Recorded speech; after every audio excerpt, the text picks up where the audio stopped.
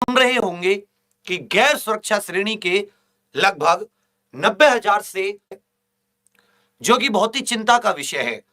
जिस तरह से जनसंख्या बढ़ रही है, जिस तरह से युवा बेरोजगार होते जा रहे हैं, एक तरफ तो नौकरियां नहीं है, ऊपर से जो नौकरियां हैं उन नौकरियों को भी अगर सरकार समाप्त कर देगी तो जो गांव देहात का बच्चा है, जो आईआईटी या इंजीनियरिंग कॉलेज में नहीं पढ़ा होता, तो वो क्या करेगा फिर? वो ये जो रेलवे के पद हुए या अन्य जो सरकारी नौकरी के पद होते हैं, इनके लिए कंपीट करता है ये सोच के कि उसकी जितनी शिक्षा है उसके आधार पर यहां पर नौकरी मिल जाएगी। जो आईआईटी से पढ़ता है वो आगे जाता है, और इंजीनियरिंग कॉलेज से इंजीनियरिंग करके बंदा और कुछ फील्ड में चला जाता है। लेकिन एक गांव देहात के बच्चे के लिए, एक गरीब परिवार, मध्यम परिवार बच्चे के लिए ये सरकारी नौकरियां एक बहुत अहम है, ऊपर से भी ये खत्म की जा रही हैं।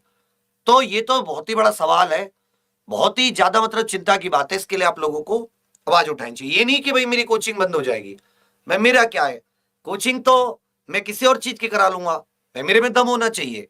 मैं तो तब भी था जब कोचिंग नहीं कराता था, फिर करा लेंगे। कहना क्या है कि अगर कोई चीज ऐसी हो रही है जो सभी के लिए हानिकारक है, तो मेरे विचार में उसके लिए आवाज उठानी चाहिए, और वही आवाज मैं आप लोगों को बताने की कोशिश कर रहा हूं।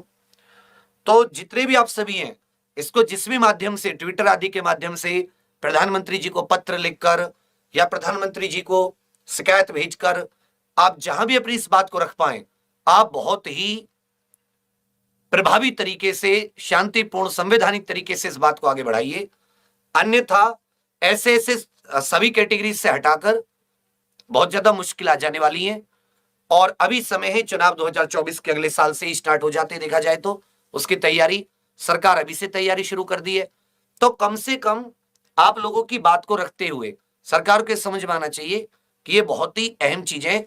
जिस तरीके से रेलवे का विस्तार हो रहा है, उसमें भी आपने कई जगह ऐसा देखा होगा कि वहां पर उन पदों की जरूरत है, लोगों को लिया जाएगा तो वो सेवा में और बेहतर करेंगे। तो सरकार उन पदों को ना समाप्त करे, बल्कि पद और कैसे बढ़ सकते हैं और लोगों को रोजगार कैसे दिया जा सकता है, इस बात पर भी सरकार चिंतन मनन करे। सेकंड चीज, रेवेन्यू बढ़ाया जा सकता है। रेलवे अपना रेवेन्यू बढ़ा रहा है, और कई प्रकार से रेवेन्यू बढ़ाने के साधनों पर ध्यान दे सकता है। कटौती और कई प्रकार से की जा सकती है, लेकिन जहां रोजगार की बात आ जाती है, इंप्लॉयमेंट की बात आ जाती है, तो रेलवे सबसे बड़ा सरकारी सेक्टर है, विश्व में सबसे बड़ा आप इसे मान सकते हैं।